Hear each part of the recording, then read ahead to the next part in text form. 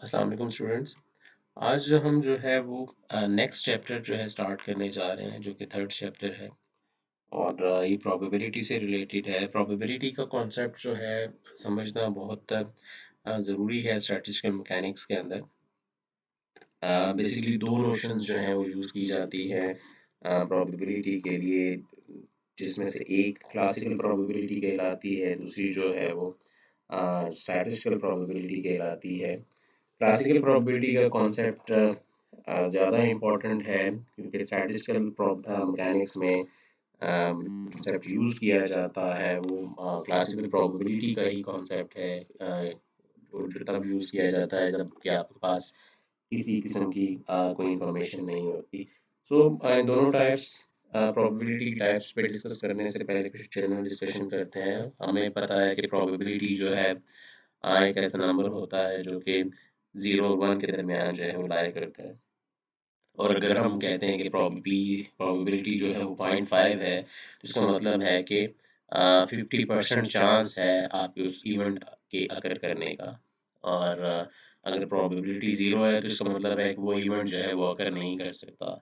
Means that वो event जो है वो इम्पॉसिबल इवेंट है। सिमिलरली अगर आपके पास पी जो है वो 1 है, तो आप कहते हैं कि वो इवेंट जो है वो डेफिनेटली अकर करेगा। So that event is known as sure event. और जो सम ऑफ प्रोबेबिलिटीज है वो हमेशा जो है वो 1 के बराबर होता है। तो इससे पहले कि हम टाइप्स ऑफ प्रोबेबिलिटीज की बात करें, हम कुछ टर्मिनोलॉजीज जो है वो यहाँ पे हम डिस्कस करेंगे जो कि हम ऑफ एंड ऑन जो है वो यूज़ करेंगे इस चैप्टर के अंदर या during the course of statistical mechanics. तो सबसे पहली टर्म जो है जो सबसे कॉमन आप यूज़ करेंगे वो है एक्सपेरिमेंट, जो कि आपको पता है कि वो किसी एक किस्म की एक्टिविटी होती है जो कि आपको कोई ना कोई ऑब्जर्वेबल रिजल्ट जो है वो देती है। और ट्रायल्स का वर्ड भी हम यूज़ करेंगे। ट्रायल्स जो है बेसिकली एक एक्सपेरिमेंट की रेपिटेशन है कि कितनी बार आप उस एक्सपेरिमेंट को रिपीट कर रहे हैं। फॉर एग्जांपल कि आपने एक कॉइन फ्लिप किया तो कितनी बार आपने जो है कॉइन फ्लिप किया, तो जितनी बार आप फ्लिप करेंगे तो वो आपके ट्रायल्स होंगे। सिमिलरली जब आप कॉइन को फ्लिप करेंगे तो आपके पास कोई ना कोई रिजल्ट आएगा उसका, जिसको हम आउटकम कहते हैं। तो result of each trial has an outcome. ठीक है, तो आउटकम जो है बेसिकली वो रिजल्ट है हर ट्रायल का, जिसको हम इवेंट भी कहते हैं। तो लिहाजा आप अगर इन रिजल्ट्स को जितने भी रिजल्ट्स हैं उन सबको आप ऐड अप करना शुरू कर दें, और तो वो जो सारी सी स्पेस बनेगी बेसिकली, इसको हम सैंपल स्पेस कहते हैं। ठीक है, तो सैंपल स्पेस होते हैं जो कि set of all possible outcomes पर मुश्तमिल होती है। इसी तरह से जो सैंपल पॉइंट्स होंगे वो बेसिकली फिर एलिमेंट्स होंगे उस सैंपल स्पेस के, और एलिमेंट्स क्या है उस सैंपल स्पेस के, वो वही वो आउटकम्स हैं जो कि उस एक्सपेरिमेंट के। ठीक है, और इसी तरह से इवेंट जो है वो सबसेट होगा इस सैंपल स्पेस का, यानी इवेंट और आउटकम जो है वो सेम टर्मिनोलॉजीज हैं, सेम उनका मतलब है। और एक टर्म जो हम बहुत यूज करेंगे वो है mutually exclusive event. Mutually exclusive events ऐसे इवेंट्स होते हैं कि जहाँ पे अगर आपके पास एक आउटकम आ रही हो तो दूसरी आउटकम जो है वो पॉसिबल नहीं होती। That is if one event occurs the other events can not. And दो तरह के इवेंट्स हैं, फिर सिंपल इवेंट्स हैं और कंपाउंड इवेंट्स। सिंपल इवेंट्स जो होते हैं वो म्यूचुअली एक्सक्लूसिव नहीं होते, और वो म्यूचुअली एक्सक्लूसिव होते हैं। म्यूचुअली एक्सक्लूसिव का मतलब वही है कि एक इवेंट अकर किया है तो दूसरा जो है वो पॉसिबल नहीं है। जबकि कंपाउंड इवेंट्स जो होते हैं वो they need not to be mutually exclusive.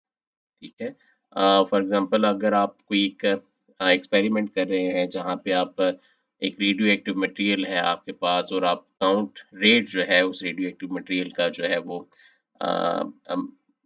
Major कर रहे हैं, तो आपके पास बहुत सारे कंपाउंड इवेंट्स आप बना सकते हैं कि अगर आप काउंट्स एक खास टाइम इंटरवल से आप कोई नंबर ऑफ काउंट्स काउंट करते हैं, आप कहते हैं कि जो काउंट्स हैं अगर वो आपके पास 5 to 9 के दरमियान आते हैं तो ये आप कहेंगे कि ये एक कंपाउंड इवेंट है। ठीक है, जो कि डिफरेंट इवेंट से मिलकर बना है, जो कि 5, 6, 7, 8, 9 है। इसी तरह से एक दूसरा कंपाउंड इवेंट भी आप बना सकते हैं। लेट्स सपोज कि आप कहें कि अगर आपके पास 7 टू 9, सॉरी यहाँ पे 9 लिखा गया, अगर आप 7 टू 11, 7 टू 11 आपके पास एक दूसरा कंपाउंड इवेंट बन सकता है कि आपने काउंट रेट मेजर किया और आपको एक सेम टाइम इंटरवल में आपके पास जो नंबर ऑफ काउंट्स हैं वो अगर 7 टू 11 है, तो ये एक सेकंड आपके पास इवेंट है, कंपाउंड इवेंट है। ठीक है, अब इन दोनों इवेंट्स में अगर आप एक चीज देखें जो मुश्तरक है वो क्या है कि 8 जो है वो पहले कंपाउंड इवेंट में भी मौजूद है और 9 जो है वो दूसरे कंपाउंड इवेंट में भी मौजूद है। तो इसका मतलब है कि अगर आपका काउंट रेट जो है वो आपके पास 8 काउंट्स अगर आपको मिलते हैं, तो वो फिर म्यूचुअली एक्सक्लूसिव इवेंट नहीं है, क्योंकि 8 तो दोनों में मौजूद है। ठीक है, तो सिंपल इवेंट्स को हम इस तरह से पिक्चराइज कर सकते हैं कि जैसे कोई डिस्क्रीट सेट ऑफ पॉइंट्स होते हैं किसी भी एक एब्स्ट्रैक्ट स्पेस के अंदर। तो ये सिंपल इवेंट्स जो हैं they are set of points, और अगर हम इन सबको डिफरेंट सिंपल इवेंट्स को मिला के हम एक नया इवेंट बना सकते हैं जिसको हम कंपाउंड इवेंट कहते हैं। सो कुछ एग्जांपल्स पे मूव करने से पहले हम जो है जो दो टाइप्स हैं प्रोबेबिलिटी की उनको पहले डिस्कस कर लेते हैं। जैसे कि आपको मैंने बताया कि जो पहली टाइप है वो क्लासिकल प्रोबेबिलिटी कहलाती है। तो क्लासिकल प्रोबेबिलिटी जो है it has a very simple rule. इसमें आप करते क्या हैं कि you list all the points in the sample space and count them and assign them equal probabilities. ठीक है, तो यही जो आपने पॉइंट्स उस सैंपल स्पेस में थे, आप इसमें करते क्या हैं कि इन सारे पॉइंट्स को एनिमरेट करते हैं, काउंट करते हैं, और फिर कहते हैं कि हर पॉइंट जो है उसकी इक्वल प्रोबेबिलिटी है। फॉर एग्जांपल कि अगर आपके पास W पॉइंट्स थे इन इस सैंपल स्पेस के अंदर, तो द प्रोबेबिलिटी कि हर पॉइंट के अकर करने की या हर इवेंट के अकर करने की प्रोबेबिलिटी क्या होगी, वो आपके पास 1/W होगी, क्योंकि हर इवेंट की प्रोबेबिलिटी जो है आपने सेम असाइन की है। ठीक है, लिहाजा आप कह सकते हैं कि thus P I should be equal to 1/W। और अगर आपके पास आपने कोई एक्सपेरिमेंट किया है, फॉर एग्जांपल आपने एक कॉइन को टॉस किया है, तो आपको पता है कि there are two possible outcomes जो कि हेड और टेल्स हैं। तो according to the classical probability rules, the probability of getting head in one throw is 0.5। 0.5 इसलिए कि यहाँ पे आपको पता है कि टू पॉसिबिलिटीज थी, चूंकि W जो है आपके पास 2 है। ठीक है, सिमिलरली अगर आप रिपीट करते हैं experiment, if you were to toss the coin n times, so there would be 2n possible outcomes. ठीक है, तो जो पॉसिबल आउटकम्स हैं वो आपके पास 2n पॉसिबल आउटकम्स होंगी, और ये सारी की सारी जो पॉसिबल आउटकम्स हैं they will be equally likely. ठीक है, so all these states are equally likely. So तो स्टैटिस्टिकल मैकेनिक्स में, जैसे मैंने आपको पहले भी बताया कि स्टैटिस्टिकल मैकेनिक्स में हम जो है क्लासिकल प्रोबेबिलिटी का कॉन्सेप्ट जो है वो यूज करते हैं, जिसमें हम अस्यूम करते हैं that all the possible quantum states जो हैं ये इक्वली लाइकली हैं। So we assign all quantum states equal probabilities. और ये एक यूजफुल हाइपोथेसिस है इस सिचुएशन में जब आपके पास किसी किस्म की कोई इंफॉर्मेशन नहीं मौजूद होती। ठीक है, तो तब आप कॉन्सेप्ट यूज करते हैं क्लासिकल प्रोबेबिलिटी का। लेकिन जो सेकंड टाइप है आपकी स्टैटिस्टिकल प्रोबेबिलिटी कहलाती है। Statistical probability is basically concerned with the experimental method of assigning probabilities to event by measuring the relative frequency of occurrence। ठीक है, यानी आप कोई एक्सपेरिमेंट कर रहे हैं और उस एक्सपेरिमेंट को बार बार दोहरा रहे हैं, और आपके पास वही जो एक रिलेटिव फ्रिक्वेंसी है कि कितनी बार आपको कोई एक आउटकम मिल रही है, तो उस बेस पे जो है आप इस स्टैटिस्टिकल प्रोबेबिलिटी को जो है वो डिफाइन करते हैं। वो एग्जांपल जो आपको मैंने पहले दी रेडियो एक्टिव डिके की, फॉर एग्जांपल कि अगर आप रेडियो एक्टिव डिके मेजर कर रहे हैं किसी एक खास टाइम इंटरवल में, फॉर एग्जांपल आफ्टर 10 सेकंड की टाइम इंटरवल से आपने रेडियो एक्टिव काउंट्स मेजर करना शुरू किए, और आपने देखा कि एक खास इवेंट जो है वो कितने टाइम्स हो रहा है, उस इवेंट में n आई कह रहा हूँ। ठीक है, और आप एन जो है ये नंबर ऑफ एक्सपेरिमेंट है जो कि हम यहाँ पे डिवाइड कर रहे हैं कि आप कितनी बार जो है उस एक्सपेरिमेंट को रिपीट कर रहे हैं, कि कितनी बार आप वो काउंट रेट जो है 10 सेकंड के इंटरवल से जो है आप मेजर कर रहे हैं। ठीक है, तो आप ये देखेंगे कि ये जो रेशो है एन आई ओवर एन, ये एक वेल डिफाइंड नंबर की तरफ मूव करती है जैसे जैसे आप नंबर ऑफ ट्रायल्स जो है वो बढ़ाते जाते हैं। So in the limit when n approaches infinity, this ratio ni over n approaches a well-defined number. So this concept is known as the statistical probability. ठीक है, तो आप इसको इस तरह से समझ सकते हैं कि अगेन वही आपके पास फॉर एग्जांपल एक कोई कंपाउंड इवेंट है और आप रेडियो एक्टिव मटेरियल है और आप काउंट ट्रेंड मेजर कर रहे हैं और आपने कोई कंपाउंड इवेंट बना लिया कि आपको 5 to 9 के दरमियान जो है अगर आपके पास काउंट्स आ रहे हैं तो ये कंपाउंड इवेंट है। लिहाजा आप 10 सेकंड के इंटरवल से काउंट रेट मेजर कर रहे हैं। ठीक है, और आपने 10 ट्रायल्स ऐसे किए कि आपने हर 10 सेकंड के इंटरवल से काउंट रेट मेजर किया और आपने देखा कि आपको सिर्फ 3 टाइम्स जो है वो काउंट रेट आपको मिला है बिटवीन 5 to 9। तो वो जो रिलेटिव रेशो है एन बाय एन की वो आपके पास बराबर होगी 3/10 की, जो कि 0.3 बनती है और यहाँ पे बेसिकली जो 10 है ये नंबर ऑफ ट्रायल्स हैं। ठीक है, लेकिन आप देखेंगे कि जैसे आप ट्रायल्स बढ़ा रहे हैं, अगर आप 10 से 25 करते हैं तो जो नंबर ऑफ काउंट्स है लेट्स सपोज आपको मिलते हैं बिटवीन 5 to 9, वो आपके पास 7 है, तो 7/25 विल गिव यू 0.8। और अगर आप इसी तरह से बढ़ाते हैं यू विल गेट 0.32। ठीक है, यहाँ पे क्या चीज़ नोट करने की है वो ये है कि यहाँ पे आपको फ्लक्चुएशंस नजर आ रही हैं।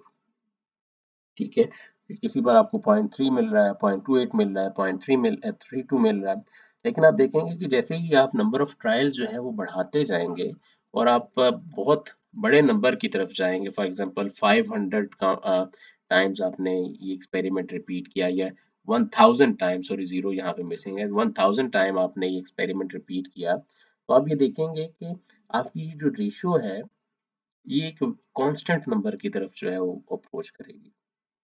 जैसे यहाँ पे 0.318 है और यहाँ पे 0.317 है, तो तो जब ये रेशियो एक वेल डिफाइंड नंबर की तरफ मूव करे तो तब फिर आप कहते हैं कि ये बेसिकली स्टैटिस्टिकल प्रोबेबिलिटी।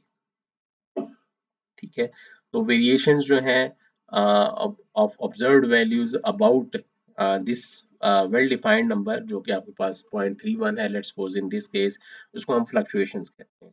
ठीक है, जो भी आपके पास डिफरेंट other outcomes आ रही हैं around this mean number या well defined numbers, इनको आप fluctuations कहते हैं। So as we increase the number of trials, the fluctuations decreases। ठीक है, वो जो fluctuations हैं they will go as n power 1/2। sorry, तो इसका मतलब ये है कि जो रेशियो है, ratio of fluctuations to the number of events will go as under root N over capital N, जो कि बराबर होगा 1/√n के या n पावर -1/2 के।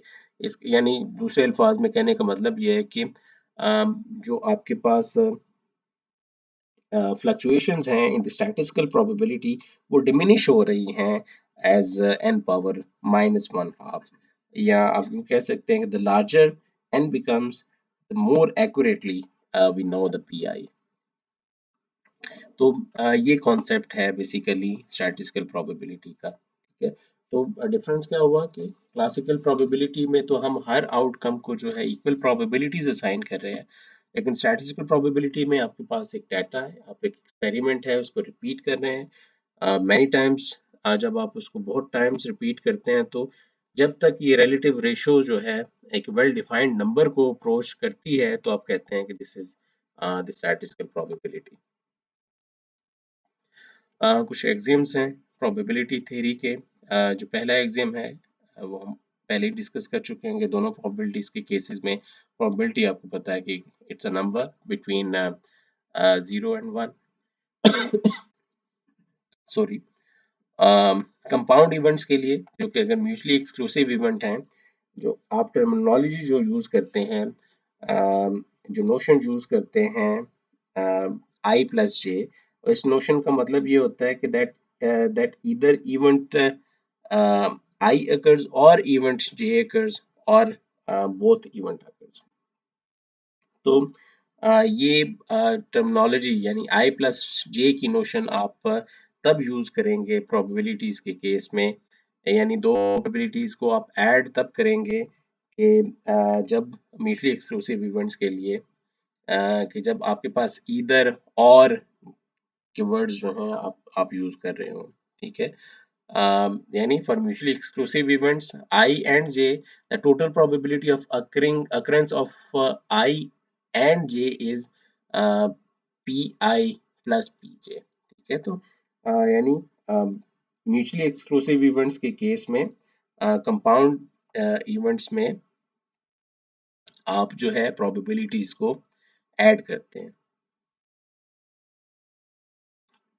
The probability of getting either a three of clubs three the probability of getting either the three of clubs uh, or two of hearts is just क्या होगा कि यहाँ पे भी either और के words आ रहे हैं, तो इसका मतलब है कि यहाँ पे आप probabilities को add करेंगे। So the probability of getting either clubs of hearts two of clubs three of clubs और टू ऑफ हार्ट्स जो है वो सम होगी इन दोनों प्रोबेबिलिटीज का। सो एग्जांपल्स डिस्कस करने से पहले हम ये देख लेते हैं कि अगर आपके पास चलें पहले एग्जांपल डिस्कस कर लेते हैं। यानी एक सिंपल एग्जांपल है कि what is the probability of getting either an ace और ए किंग और the seven of clubs when drawing a single card from a normal pack.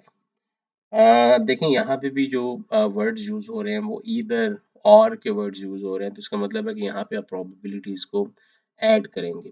लेकिन आप इस प्रॉब्लम को तब तक सॉल्व नहीं कर सकते कि जब तक आपको डेक ऑफ कार्ड्स की सारी इंफॉर्मेशन जो है वो आपके पास ना हो। ये जो ताश के पत्ते होते हैं वो टोटल कितने होते हैं और उनकी डिवीजन जो है वो किस तरह से होती है, तो पहले आपको इस तरह के प्रॉब्लम्स को सॉल्व करने के लिए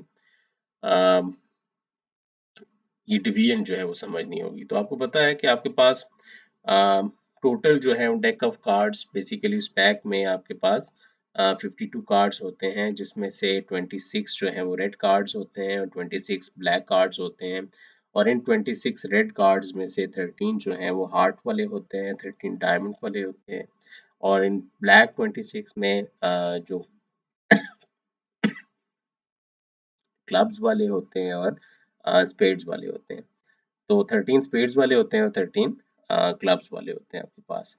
सो कार्ड्स की जो आइडेंटिफिकेशन है वो आप पता है कि स्टार्ट होती है फ्रॉम 2 3 4 5 से अप टू 10। और इसमें एक ए का कार्ड होता है जिसको हम एस बोलते हैं। कुछ फेस कार्ड्स होते हैं जिसमें हम जॉकी है, क्वीन है, किंग है। तो ये बेसिकली आपके पास इस तरह से टोटल जो है वो 52 कार्ड्स होते हैं। तो अगर आपसे मैं पूछता हूँ कि क्या प्रोबेबिलिटी है आपके अगर आपके पास एक पैक है और उसमें 52 कार्ड्स है और मैं ये पूछूं कि एक जैक आने की क्या प्रोबेबिलिटी है, तो आपको पता है कि जैक तो फिर यहाँ पे हमने ये नहीं कहा कि किस में हार्ट में जैक आने की प्रोबेबिलिटी या डायमंड्स में जैक आने की प्रोबेबिलिटी, हमने ये बात नहीं की। हमने ये सिर्फ कहा है कि जैक आने की क्या प्रोबेबिलिटी है। तो हमें पता है कि जैक वाला कार्ड यहाँ भी मौजूद है, यहाँ भी मौजूद होगा, यहाँ भी मौजूद होगा और यहाँ पे भी मौजूद होगा। सो चार टोटल जैक्स जो है वो इस पैक के अंदर मौजूद हैं out of 52। The probability of getting a jack will be equal to 4 by 52 which will be equal to 1 by 13। इसी तरह से अगर आपसे पूछा जाए कि क्या प्रोबेबिलिटी है कि अगर आप एक कार्ड निकालें तो आपके पास एक रेड कार्ड मिले, दैट विल बी 26 बाय 52, क्योंकि आपके पास 26 रेड कार्ड्स होते हैं, टोटल 52 कार्ड्स हैं। So 1 by 2। So now let's come to that particular problem related to compound events। So question है कि what is the probability of getting either an ace or a king or the seven of clubs when drawing a single card from a normal pack। यानी आप single card अगर आप उस normal pack में से draw करें तो क्या प्रोबेबिलिटी है कि आपके पास या तो एस आए या किंग आए या जो है वो सेवन ऑफ क्लब्स आए। ठीक है, तो अब ये देखें एस तो आपके पास कितने मौजूद होते हैं पूरे पैक में, चार मौजूद होते हैं। इसी तरह से किंग जो है वो भी आपके पास चार होते हैं। लेकिन यहाँ पे स्पेसिफाई कर दिया गया है कि सेवन जो है वो क्लब्स का ही होना चाहिए। क्लब्स में तो सेवन एक ही होता है, तो इसका मतलब है कि यहाँ पे आपके पास जो प्रोबेबिलिटी होगी वो सम होगी। एस के लिए जो प्रोबेबिलिटी है वो है आपके पास 4/52। सिमिलरली किंग आने की प्रोबेबिलिटी भी 4/52 है, प्लस आपके पास जो सेवन ऑफ क्लब्स आने की प्रोबेबिलिटी जो है वो 1/52 है। ठीक है, सिमिलरली अगर आपके पास नॉन म्यूचुअली एक्सक्लूसिव इवेंट्स हैं तो उसमें आप ये देखेंगे कि हम प्रोबेबिलिटीज को ऐड नहीं करते। ठीक है, तो ये आपको देखना पड़ेगा कि जो नॉन म्यूचुअली, समझना होगा आपको कि म्यूचुअली एक्सक्लूसिव और जो नॉन म्यूचुअली एक्सक्लूसिव इवेंट्स होते हैं इनमें फर्क क्या होता है। ठीक है, तो यहाँ पे मैंने एक एग्जांपल दी हुई है कि यहाँ पे लाजमी नहीं कि आप अगर नॉन म्यूचुअली एक्सक्लूसिव इवेंट है तो उसमें भी आप प्रोबेबिलिटीज को ऐड करें। उसमें आप प्रोबेबिलिटीज को ऐड करेंगे तो आपके पास एक डिफरेंट आंसर आएगा जो कि गलत आंसर होगा। ठीक है, फॉर एग्जांपल यहाँ पे एक डाई की एग्जांपल दी गई है कि chance of getting even number जो है वो भी आपको पता है कि 1/2 होगा। ठीक है, 1/2 क्यों होगा, क्योंकि तीन उसमें आपके पास इवन नंबर्स होते हैं आउट ऑफ 6, तो 3/6 विल बी इक्वल टू 1/2। इसी तरह से getting the probability of getting A number less than 4, वो भी आपके पास पता है कि 1 2 3 आपके पास हो सकता है जो कि आउट ऑफ 6 है, तो 1/2 ये है। लेकिन चांस ऑफ ईदर और बोथ अकर्स, ये आपके पास इस तरह से 1/2 जो है वो आपको 1 मिलता है, लेकिन इन एक्चुअल जो आपके पास रिजल्ट होता है वो 5/6 है। तो यहाँ पे आपको ये समझना होगा कि नॉन म्यूचुअली एक्सक्लूसिव इवेंट्स हैं तो ये म्यूचुअली एक्सक्लूसिव इवेंट्स नहीं है, इसलिए यहाँ पे आप प्रोबेबिलिटीज को ऐड नहीं कर सकते हैं। ठीक है, तो अब हम बात करते हैं इंडिपेंडेंट इवेंट्स की। इंडिपेंडेंट इवेंट्स ऐसे इवेंट्स होते हैं कि जहाँ पे एक आउटकम दूसरी आउटकम पे डिपेंड नहीं कर रही होती। For example if the two events are independent then the probability of the both events will occur is Pij is equal to Pi into Pj।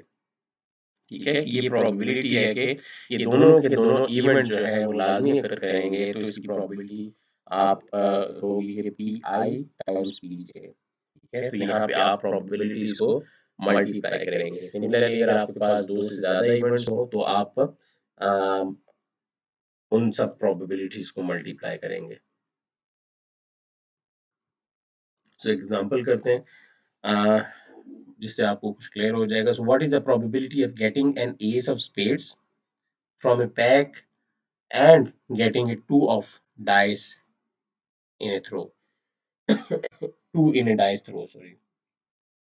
अब ये देखें कि ये दो डिफरेंट चीजें हैं। एक तो आपके पास एस ऑफ स्पेड्स की बात हो रही है जो कि डेक ऑफ कार्ड्स में है। ठीक है, और दूसरी बात हो रही है कि डाइस के, ये दोनों इंडिपेंडेंट इवेंट्स हैं। इनकी एक की आउटकम दूसरे की आउटकम पे डिपेंड नहीं करती, तो लिहाजा यहाँ पे आप क्या करेंगे, यहाँ पे आप प्रोबेबिलिटीज को मल्टीप्लाई करेंगे। सो एस ऑफ स्पेड्स यहाँ पे क्लास भी स्पेसिफाई कर दी है, तो स्पेड्स में तो एक एस एक ही होता है, लिहाजा 1/52 कंट्रीब्यूशन यहाँ से आएगी और 1/6 की कंट्रीब्यूशन आपके पास यहाँ से आएगी। ये दो आने की क्या प्रोबेबिलिटी है एक डाइस की थ्रो में, और 6 साइड्स होती हैं, सो दैट विल बी 1/6। तो टोटल प्रोबेबिलिटी क्या हो जाएगी ऐसे इवेंट्स की, व्हाट इज की प्रोबेबिलिटी क्या है सब स्पेड्स की, और दो आने की डाइस पे वो आपके पास मल्टीप्लिकेशन होगी इन दोनों फैक्टर्स की। सिमिलरली अगर आप कहते हैं कि what is the probability of getting an ace from first pack and an ace from second pack, अब अगेन यहाँ पे दो डिफरेंट पैक्स हैं, तो लिहाजा जो इस पैक में आउटकम है वो दूसरे पैक की आउटकम से इंडिपेंडेंट है, तो लिहाजा आप यहाँ पे भी प्रोबेबिलिटीज को मल्टीप्लाई करेंगे। तो एस यहाँ से आने की प्रोबेबिलिटी 4/52 है और दूसरे से भी आने की प्रोबेबिलिटी 4/52 है, जो कि आपके पास 1/69 के इक्वल होगी। तो सिमिलरली आप कुछ और प्रॉब्लम्स भी यहाँ पे कर सकते हैं। हम ये प्रॉब्लम डिस्कस करते हैं कि what is the probability of getting at least 1/6 when throwing 3 dice. ठीक है, आप 3 डाइस थ्रो कर रहे हैं, तो क्या प्रोबेबिलिटी है कि आपके पास एटलीस्ट 1/6 आए। अ, देखिए, आप इन प्रोबेबिलिटी के क्वेश्चंस को बहुत तरह से कर सकते हैं। आपको पता है कि यहाँ पे आपने प्रोबेबिलिटी निकालनी है एट गेटिंग एटलीस्ट 1/6। अब आपके पास डाइस जो है वो 3 है। ठीक है, तो ये भी सिचुएशंस हो सकती हैं कि आपके पास तीनों डाइसेस पे 6 हो, या 2 पे हो, 1 पे ना हो। अ, तो डिफरेंट आपके पास कॉम्बिनेशन बन सकते हैं। आप उस तरह से कर सकते हैं, या आप इस तरह से कर सकते हैं कि आपको पता है चूंकि सम ऑफ प्रोबेबिलिटीज जो है वो 1 के इक्वल होता है, लिहाजा हम यहाँ क्या कहेंगे कि probability of getting at least 1/6 plus probability of getting no 6, this should be equal to 1।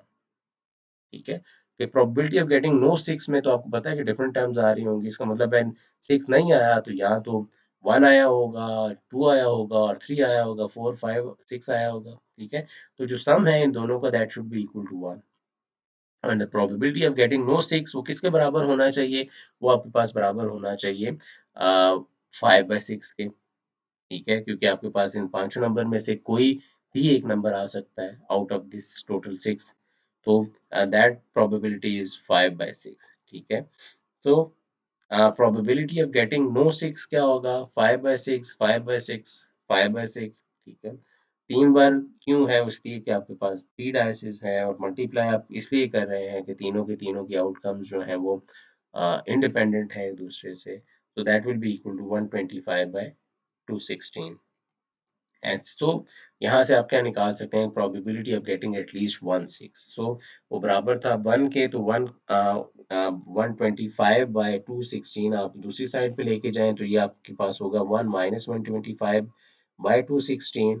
So the probability of getting at least 1/6 is 91/216। लिहाजा आप किसी और तरीके से भी इस प्रॉब्लम को कर सकते हैं। वो तरीका क्या है, वो ये है कि आपने चूंकि निकालनी है प्रोबेबिलिटी ऑफ गेटिंग एटलीस्ट 1/6, तो आपके पास बहुत सारी कॉम्बिनेशन बन सकती हैं। ठीक है, कॉम्बिनेशंस क्या बन सकती हैं कि तीनों डाइसिस पे आपके पास 6 आए, या दो डाइसिस पे पहले दो पे 6 आए, तीसरे पे ना आए, कोई और नंबर आए, पहले पे 6 आए, दूसरे पे कोई और नंबर आए, तीसरे पे 6 आए, तो ये सारी की सारी डिफरेंट पॉसिबिलिटीज हैं जो आपके पास बन सकती हैं। ठीक है, तो लिहाजा यहाँ पे आप सारी इन पॉसिबिलिटीज को ऐड करेंगे, क्योंकि यहाँ पे और का वर्ड आ रहा है। ठीक है, तो लिहाजा आप यहाँ पे इनको ऐड करेंगे, लेकिन ये पॉसिबिलिटीज p इंटू 6 लिखने का मतलब क्या है कि ये वो इवेंट है जो कि लाजमी अगर करेगा, मतलब कि तीनों डाइसिस के ऊपर 6 आएगा। ठीक है, तो लिहाजा इस केस में आप क्या करेंगे कि मल्टीप्लाई करेंगे। ठीक है, so probability of getting 6 on the first s will be equal to 1/6. Similarly, the probability of getting 6 on the second s will be equal to 1/6, and second die will be equal to 1/6. So third die पे 1/6 आने की probability भी 1/6 है, और चूंकि independent है तीनों, लिहाजा आप इसको मल्टीप्लाई करेंगे। ठीक है, सो सिमिलरली आप बाकी प्रॉब्लम्स भी इसी तरह से सॉल्व करते हैं। सो प्रोबेबिलिटी ऑफ गेटिंग 6 जो है वो 1/6 होगा, फिर 6 गेटिंग आने की प्रोबेबिलिटी जो है 1/6 है, ना आने की प्रोबेबिलिटी 5/6 है। ठीक है, ऐसे ही आपके पास 3 टर्म्स हैं। सिमिलरली जहाँ पे ना आने की प्रोबेबिलिटी आपके पास, यहाँ पे भी ना आने की प्रोबेबिलिटी दो केसेस में 5/6 है, और 6 आने की प्रोबेबिलिटी 1/6 है, और ऐसे आपके पास 3 टर्म्स है, विल मल्टीप्लाई बाय 3। तो अगर आप इसको सॉल्व करेंगे, you will get again the same answer which is 91/216।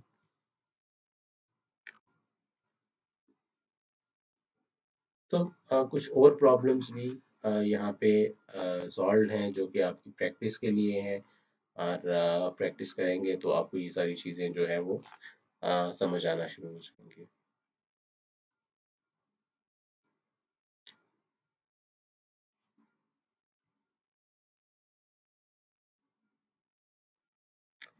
इसके बाद जो है वो अरेंजमेंट्स का कॉन्सेप्ट है। ये चलिए लास्ट प्रॉब्लम डिस्कस कर लेते हैं। What is the probability of the same face appearing on two successive throws of a die? So possessive नहीं successive. So दो successive throws हुई die की, तो आपने probability निकालनी है कि क्या probability है कि दोनों के ऊपर सेम फेस जो है वो अपीयर हो।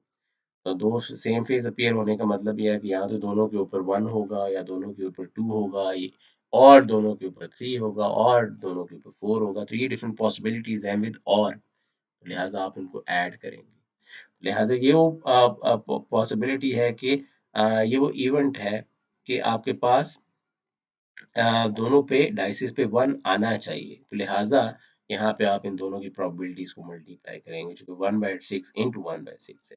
एंड सिमिलरली बाकी सब के लिए भी ऐसे ही होगा, और आप ऐड करेंगे and you will get 1/6. So the probability of getting same phase on two successive throws of a die will be equal to 1/6.